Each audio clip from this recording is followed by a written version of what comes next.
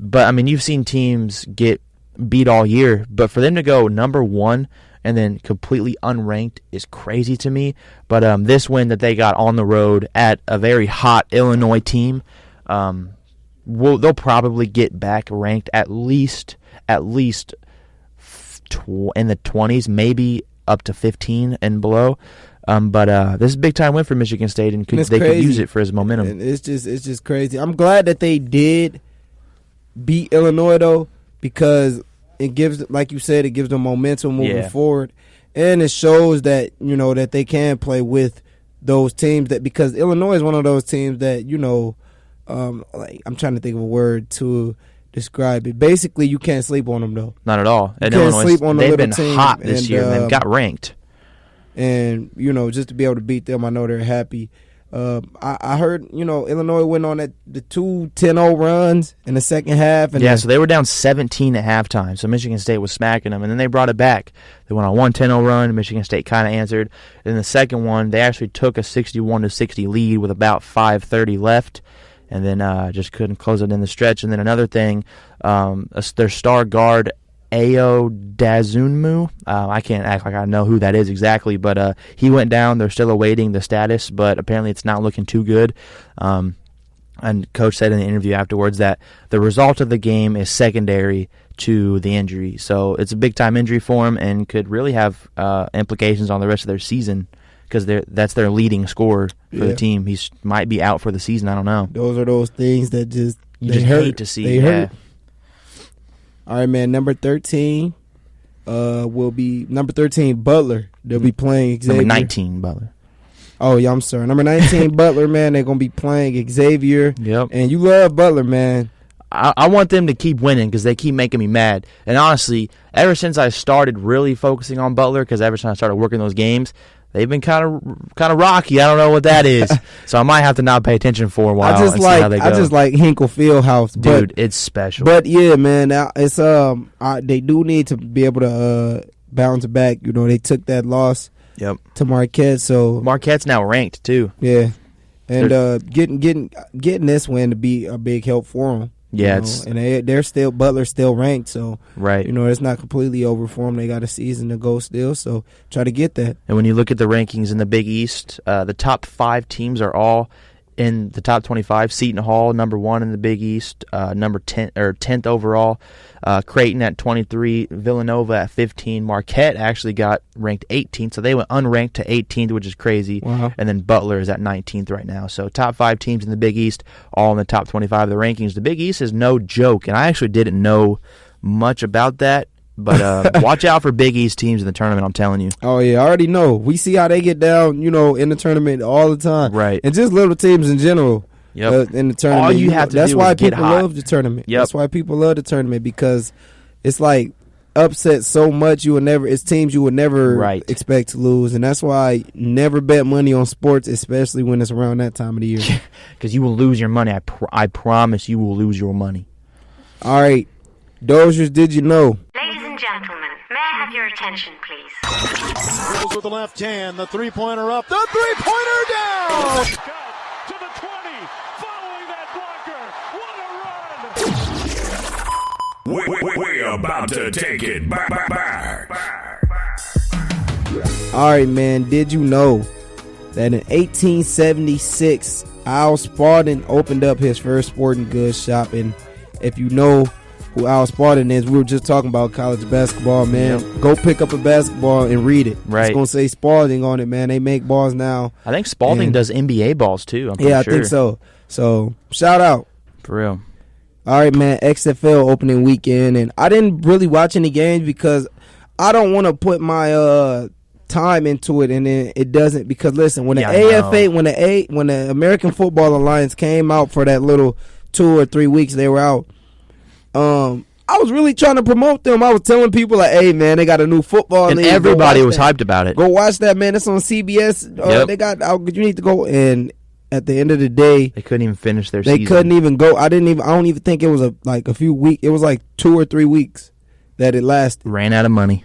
And and I know this probably isn't going to happen because I know the WWE makes so much money. Yeah. And McMahon is behind all of this. Yep. So, but tell me what went down. All right, so I personally don't know a lot about it either. We're just going to talk about the scores. I'm going to start following it, though. I think I will, too. I'm going to start following it, though. This weekend is probably when I'll start. I think every week is Saturday, Sunday. They need a team in Indiana. I'll follow it more if they had a team in Indiana. For real. The closest team is the St. Louis Battlehawks.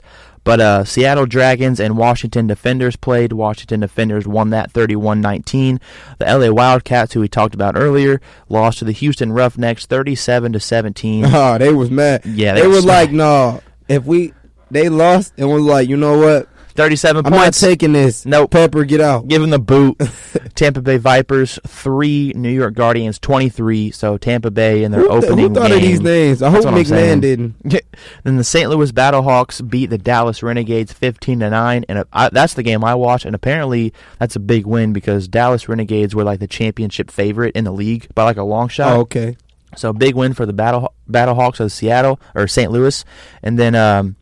We can just go over some of the quarterbacks. You know, Cardale Jones. He's the quarterback for the Defenders. Really? He had a really good week. Washington. Yep. Okay. PJ Walker.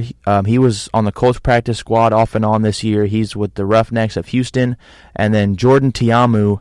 I didn't know personally a lot about him, but as I was watching that game, that's all they talked about. He's actually a stud for St. Louis. They got the win down in Dallas. And then it's kind of crazy because, like, first off, before we even go further into this conversation. McMahon, please they need to change New York name. They deserve a better name than the Guardians. I wonder what that really means. And what does it? I need to watch it for real so I can see what's on their helmets. Is it a Guardian Angel or? But either way, going into it, man, it's good to see players like Cardale Jones come in here, and it's good because those are. If you watch any football back when Cardale Jones was in. Okay, so I'm looking at the Guardians thing right now. It looks like it's like a lion. It's kind of cool. Yeah, it's actually their uniforms look nice from what I'm looking at. But man, Cardale Jones, if you watched him when he played at Ohio State, he was a hell of a football player. Beast.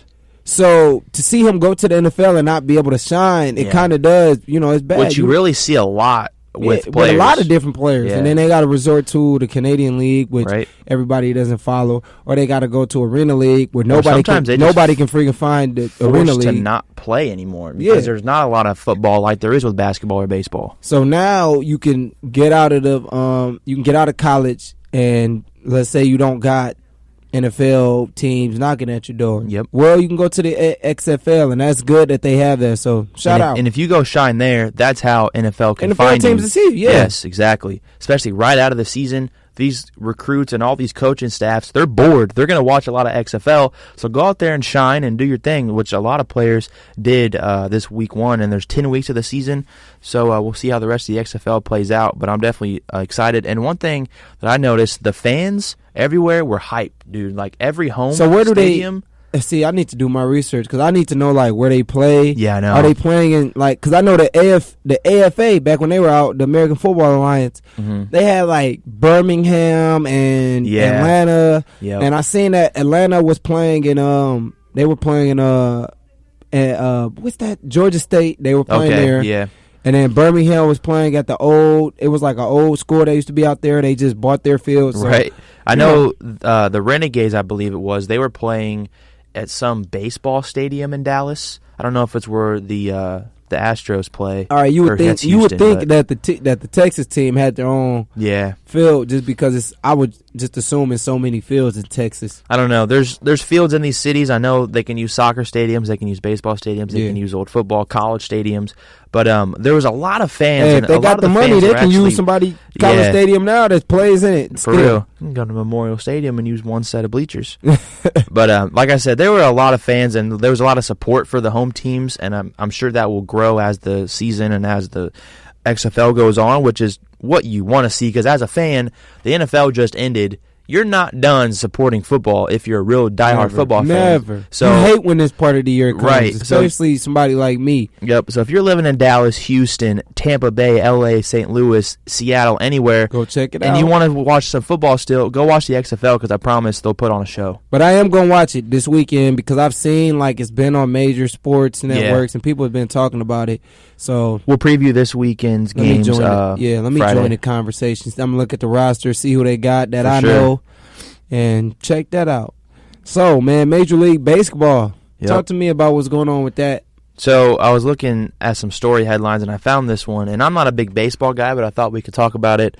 So MLB is weighing major changes to the postseason, and they're thinking about changing the number of teams from 10 to 14 that get into the postseason. Mm-hmm. And they also said they're trying to add a, quote, reality TV type format to determine which teams play each other in expanded wild card round.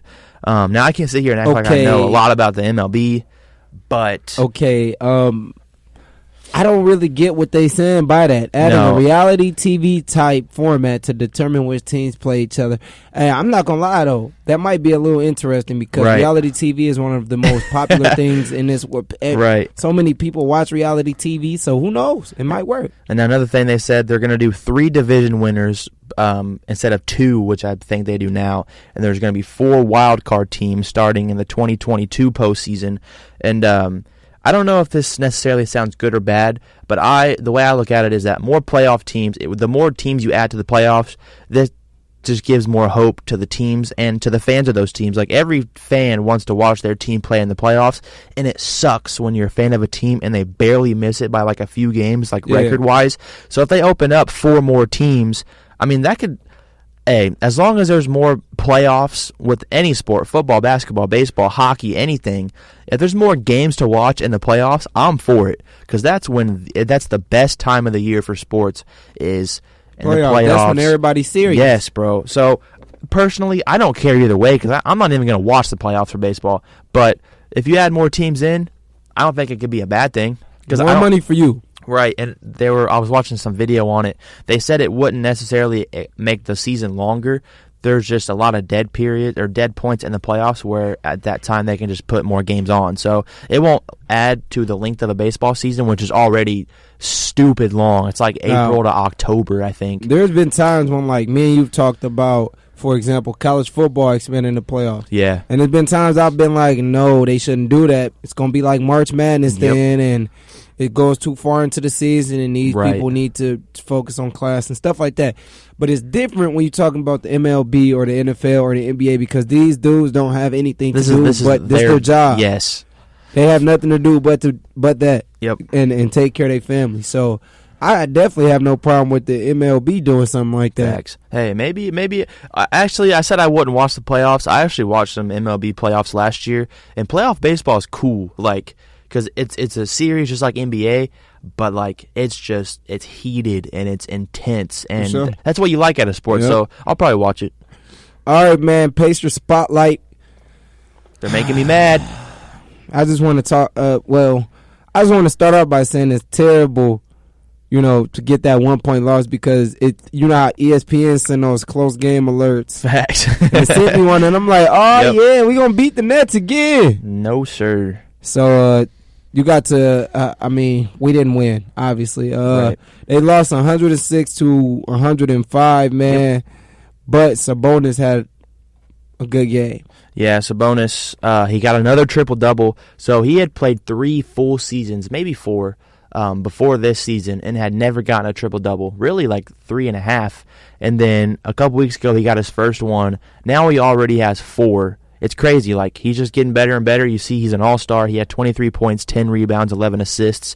And, yeah, listen, we've lost 6 straight. We've lost 5 straight home games, which is really not good, especially right now because the first home game, Vic came back, they won. Everybody was excited. And then now you've proceeded to lose 5 straight. Before this All-Star break that's coming up, you would have had 7 of 8 games at home, and then you've lost 5 of the 6 so far. But when you look at the stats, Vic, he's improving. I mean, we've talked about how bad, and that's a gradual thing. That takes time, and that you knew was coming. In this game, he had 12 points, 5 of 14 from the field. He played 27 minutes. Over his time back, he's averaging just under 11 points and just at 24 minutes per game. But really, the biggest thing with this team right now is they can't get stops on the defensive end, whether that be a stop or when they get a stop, they can't secure the rebound, which, dude, I want to throw stuff at my TV, bro. DeAndre Jordan was out there rebounding everything. It don't make no... Like, that shouldn't have happened. The man had 19 rebounds. Yep. And you know what sucks the most is in that game, if you look at the box score, you'll see that Miles Turner had 15 points. And you're like, okay, not